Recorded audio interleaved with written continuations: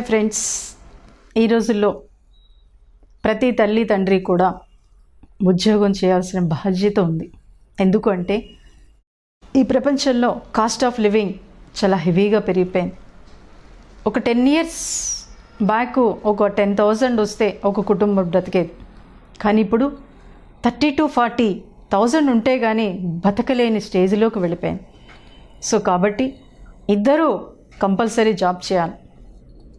ఇలా జాబ్ చేస్తున్న క్రమంలోనే వాళ్ళు ముందుకెళ్ళడానికి అవకాశం ఏర్పడుతుంది. ఎందుకంటే మనం ఎంత హ్యాపీగా ఉన్నా డబ్బు లేకపోతే మనం ఏం చేయలేం. మన పిల్లల్ని చదివించాలి, మనం హ్యాపీగా ఉండాలి అంటే కంపల్సరీ డబ్బు ఉండాలి. అయ్యే డబ్బు అవసరం లేదు, ప్రేమ ఉంటే చాలు అని చాలామంది అనుకుంటారు. నో, ఎందుకంటే ప్రేమతో పాటు ఆర్థికంగా మనం బాగుండాలి అంటే డబ్బు కూడా అవసరమే. దానికి తగిన విధంగా ఉండాలి. అలా ఉన్నప్పుడు మనం హ్యాపీగా ముందుకెళ్ళగలుగుతాం. రీసెంట్గా ఈ మధ్యన నా దగ్గరికి ఒక పాపను తీసుకొచ్చారు. ఆ పాపకి అన్ని జీరోసే, 7th క్లాస్కి వచ్చేసింది.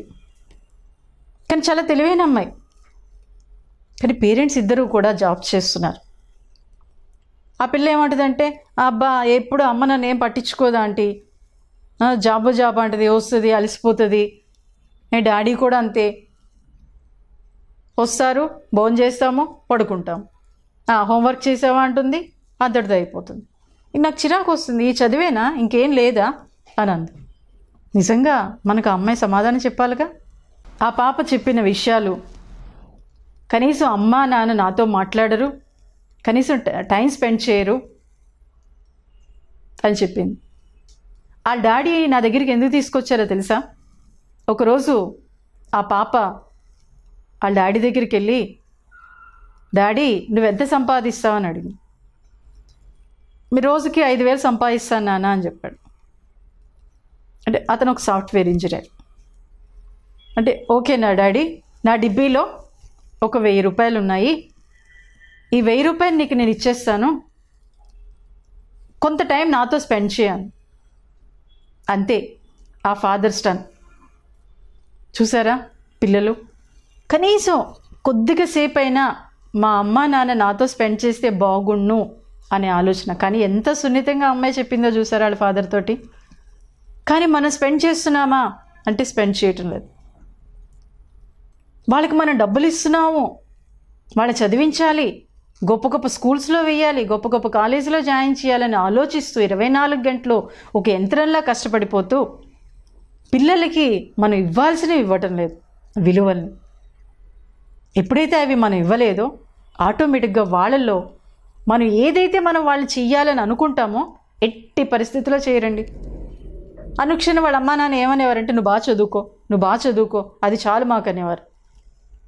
ఎప్పుడైతే చదువుకో అని వాళ్ళ పేరెంట్స్ అంటున్నారో, అంటే అమ్మా నాన్నకి చదువు అంటే ఇష్టం అని చదవడం మానేసి. చాలా తెలివైన అమ్మాయి. అంటే పేరెంట్నే సున్నితంగా డీల్ చేసిన అమ్మాయి ఎంత తెలివైంది మీరు ఆలోచించండి.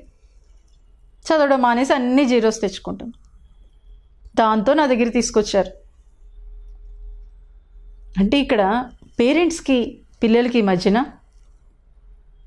కమ్యూనికేషన్ ఉండటం లేదు. సమయం అనే పెట్టుబడి కూడా పేరెంట్స్ పిల్లలకి ఇవ్వటం లేదు. కొంత సమయాన్ని ఒక పెట్టుబడిగా మనం ఇచ్చామనుకోండి, వాళ్ళు అద్భుతమైన వ్యక్తులుగా తయారవుతారు. తర్వాత ఆ అమ్మాయిని, ఓకే నాన్న, నిజంగా మీ పేరెంట్స్ చాలా మంచివాళ్ళు, నీకోసం ఎంతో కష్టపడుతున్నారు, కాబట్టి నువ్వు చేయాల్సింది ఏంటంటే ఎప్పుడు అమ్మా నాన్న నన్ను పట్టించుకోవట్లేదు అనేది కాదు. ఎందుకంటే పాపం మరి వాళ్ళు కష్టపడాలిగా, కష్టపడితేనే కదా నేను బాగా చదివించగలుగుతారు, మంచి మంచి డ్రెస్సులు కొనివ్వగలుగుతారు, మంచి మంచి బొమ్మలు కొనివ్వగలుగుతారు అని చెప్తూ ప్రతిరోజు నువ్వు మార్నింగ్ లేచిన దగ్గర నుంచి చక్కగా హ్యాపీగా నీ పనులు నువ్వు చేసుకో. నీ డ్రెస్ వేసుకున్న దగ్గర నుంచి నీ పుస్తకాలు బ్యాగ్ సర్దుకునే వరకు, నీ షూ వేసుకునే వరకు, ఆఖరికి నీ బాక్స్ కూడా నువ్వే సర్దుకో, అమ్మ చేసిస్తుంది కదా, పాపం అమ్మ కూడా అక్కడికి వెళ్ళి కష్టపడాలి కదా అని చెప్తే ఆ అమ్మాయి అలాగే చేయటం మొదలుపెట్టింది. అలా చేస్తున్న క్రమంలో ఆ అమ్మాయి మెల్లమెల్లగా ఎగ్జామ్స్ పాస్ అవ్వటం మొదలుపెట్టింది. ఇక్కడ నేను ఆ అమ్మాయిని చదవమని చెప్పలేదండో, ఓన్లీ చక్కగా తన పనులు తను చేసుకోమని చెప్పాను. ఎప్పుడైతే మన పనులు మనం చేసుకుంటున్నామో మన మీద మనకి ఇంట్రెస్ట్ వస్తుంది. ఎప్పుడైతే ఇంట్రెస్ట్ వచ్చిందో ఆటోమేటిక్గా చెప్పే విషయాన్ని బాగా వినగలుగుతాం. అప్పుడు ఆ అమ్మాయి వాళ్ళ క్లాస్లో టీచర్ చెప్పే బాగా వినేది, బాగా రాసుకునేది. ఎప్పుడైతే బాగా రాసుకుందో, బాగా వినదో, చాలా ఈజీగా ఎగ్జామ్లో రాసేసాను. సో చూసారా? కాబట్టి ఇక్కడ ఏంటంటే తల్లిదండ్రులుగా మీరు జాబ్ చేయటం ఎంత అవసరమో మీ పిల్లలకి సమయాన్ని ఇవ్వటం కూడా అంతే అవసరమని గుర్తుపెట్టుకోండి. ఏం అవసరం లేదండి, చక్కగా ఉదయం వంట చేసేటప్పుడు పిల్లల్ని అక్కడికే తీసుకొచ్చి చక్కగా స్టూల్ మీద కూర్చోబెట్టి వాళ్ళతో కబుర్లు చెప్తూ ఉండలేదు, వాళ్ళు చెప్పే మాటలు వింటూ ఉండండి, వాళ్ళు చిన్న చిన్న పనులు చెప్తూ ఉండండి. అలాగే భోజనం చేసేటప్పుడు అందరూ కలిసి కూర్చోండి. మీరు ఏదైనా పని ఉంది, ఈరోజు హాలిడే, మీరు బయటికి వెళ్తున్నప్పుడు మీతో పాటు పిల్లల్ని తీసుకెళ్ళండి. ఇలా మీకు అవసరమైనప్పుడు మీరు చేసే పనులతో పాటు వాళ్ళని కూడా మీరు తీసుకెళ్తూ ఉంటే ఆటోమేటిక్గా మీరు మాట్లాడకపోయినా కానీ ఆ కమ్యూనికేషన్, ఆ బాడీ లాంగ్వేజ్ మీ పిల్లల్ని చాలా ఉత్సాహంగా ఉంచుతుంది, ఉత్తేజంగా ఉంచుతుంది. కానీ మీరు పెట్టుబడి పెట్టి ఒక యంత్రాల్లాగా మీ పిల్లలకి మీరు కనిపించకూడదు. మీకోసమే కష్టపడుతున్నాను, మీకోసమే నేను ఇంత ఎలా తయారవుతున్నాను అని పదే పదే ఒక నెగిటివ్ వర్డ్స్ని యూజ్ చేస్తూ ఉంటారు పేరెంట్స్. అది కూడా వాళ్ళకి మైండ్లోకి ఎక్కదు. ఎందుకంటే అవసరం లేదు, మానే, నేను చదవను అంటారు. అప్పుడు మీరేం చేయగలుగుతారు? సో కాబట్టి ఏంటంటే వాళ్ళు చదువు అనేది బర్డెన్గా ఫీల్ అవ్వకూడదు. చదువు అనేది ఎంజాయ్ చేస్తూ చదువుకునే అవకాశాన్ని మనం కల్పించాలి. ఎందుకంటే మనం నేర్పిస్తే వాళ్ళు నేర్చుకోరు, నేర్పించే అవకాశాన్ని మనం కల్పించగలగాలి. ఎందుకంటే ఒక టీచర్ ఒక అబ్బాయికి 1000 సార్లు రాయమని చెప్పి మందార పువ్వు ఎర్రగా ఉంటుందని రాయమంటే వాడు 1000 సార్లు రాశాడు, ఎగ్జామ్లో మళ్ళీ మందార పువ్వు పసుపుగా ఉంటుందని రాసి పడేశాడు. అంటే వాడు మైండ్కి ఎక్కినట్ట కాదా? ఇవన్నీ మీరు ఆలోచించగలగాలి. అంటే వాడికి ఆ విషయం మైండ్లోకి వెళ్ళలేదు, ప్లస్ వాడు రిసీవ్ చేసుకోలేదు, అంటే ఆ చెప్పే విధానం సరిగ్గా లేదు. చిన్నపిల్లలకి ఎలా ఉంటుందంటే వాళ్ళని బుజ్జగిస్తున్నట్లు వాళ్ళు టచ్ చేస్తూ మనం చెప్పడంతో బాగా వినగలుగుతారు, బాగా నేర్చుకోగలుగుతారు. అందుకే ప్రతిదీ ప్రాక్టికల్గా చెప్పండి అంటారు. జనరల్గా ఎలా ఉంటుందంటే చిన్నప్పుడు వేడివేడి నీళ్ళు అక్కడ ఉంటే వాడు ముట్టుకోద్దని ఎప్పుడైనా వాడి దగ్గరికి వెళ్తూ ఉంటే వాడిని టపటపా కొట్టేస్తాం. రే కాలుతుందని చెప్పాను కదా, ఎందుకు వెళ్తున్నావు అని చెప్పి. కానీ ఒకసారి ముట్టుకొని చూడనివ్వండి, నేర్చుకుంటాడు వాడు. కాలుతుంది అని చెప్పేస్తాడు. ఇంకొకసారి వేడిగా అక్కడ కనిపిస్తే అమ్మమ్మ కాలుతుంది వెళ్ళక అంటారు. అంటే నేర్పించే అవకాశాన్ని మనం కల్పించాలి. ఆ అవకాశం మీరు ఇస్తున్నారో లేదో చూడండి. అలాగే మ్యాచ్ బాక్సులు చాలామంది పిల్లలు వెలిగించేస్తూ ఉంటారు. వెలిగించి మీరు దగ్గరుండి వెలిగించి చూపించండి. అలా ప్రతిదీ చిన్నప్పటి నుంచే వాడు నేర్చుకునే అవకాశాన్ని మీరు ఇస్తే మటుకు వాడు మరింత అద్భుతమైన వ్యక్తిగా మారగలుగుతాడు, మరింత ఈజీగా చదువుకోగలుగుతారు. చాలామంది అనేవారు ఇంతకుముందు చెట్ల కింద చదివించేవారు. నిజంగా అది అద్భుతమైన ప్రపంచం.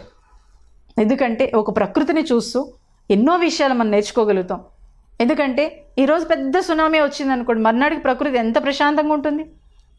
కాబట్టి పిల్లలు సరిగ్గా చదవట్లేదని, వాళ్ళు సరిగ్గా పనులు చేయట్లేదని, ఏం చెప్పినా వినటం లేదు అని మనం అంటున్నామంటే అది మన తప్పు. ఆ చిన్నతనంలో ఒక మట్టి ముద్ద వాళ్ళు, ఆ మట్టి ముద్దని కుండలు చేసేవాడు ఎంత అద్భుతంగా తీర్చిదిద్దుతాడు, అలాగే మన పిల్లల్ని తీర్చిదిద్దే అవకాశం మనకుంది.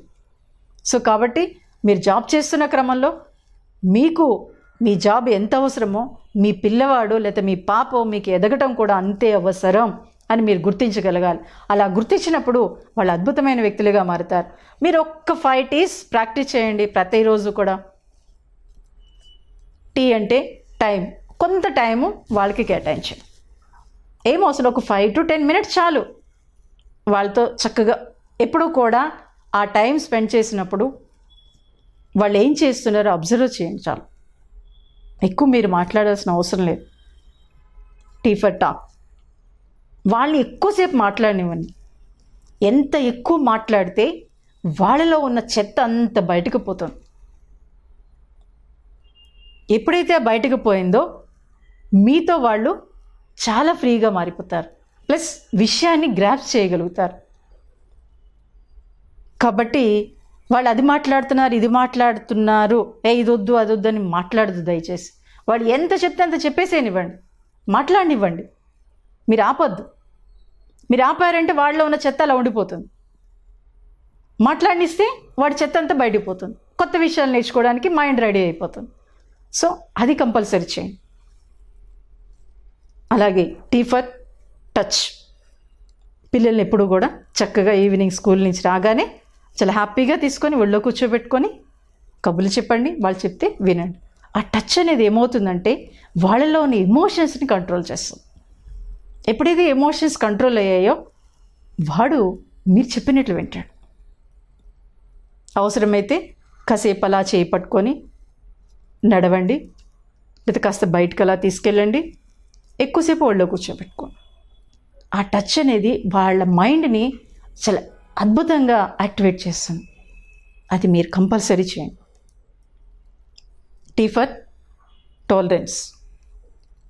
అది ప్రతి పేరెంట్స్ చేయాల్సిన అవసరం ఉంది. ఎందుకంటే ఎక్కువగా వాళ్ళని నెగ్లెక్ట్ చేస్తూ ఉంటారు చాలామంది పేరెంట్స్. అది ఎప్పుడు చేయొద్దండి. అలా ఎప్పుడైతే మీరు నెగ్లెక్ట్ చేశారో మీ పిల్లవాడు మిమ్మల్ని నెగ్లెక్ట్ చేస్తాడు. ఎందుకు అంటే ఈ మధ్యన వృద్ధాశ్రమాలు పెరిగిపోతున్నాయి అంటున్నారు కదా. ఎందుకు పెరిగిపోతున్నాయో తెలుసా? మన చిన్నతనంలో మన పిల్లల్ని మన హాస్టల్లో పడేస్తున్నాం. అది వాళ్ళకి ఆశ్రమం టైపే. వాళ్ళు ఎదిగి జాబ్స్ చేశాక మనల్ని తీసుకెళ్ళి వృద్ధాశ్రమంలో పడేస్తున్నారు. సో వాళ్ళు తప్పు కాదుగా, మనం నేర్పించాం అంతే. వాళ్ళు చిన్నతనంలో ఎప్పుడైతే హాస్టల్లో పడేసామో మనల్ని కూడా వాళ్ళు అలాగే హాస్టల్లో పడేస్తున్నారు.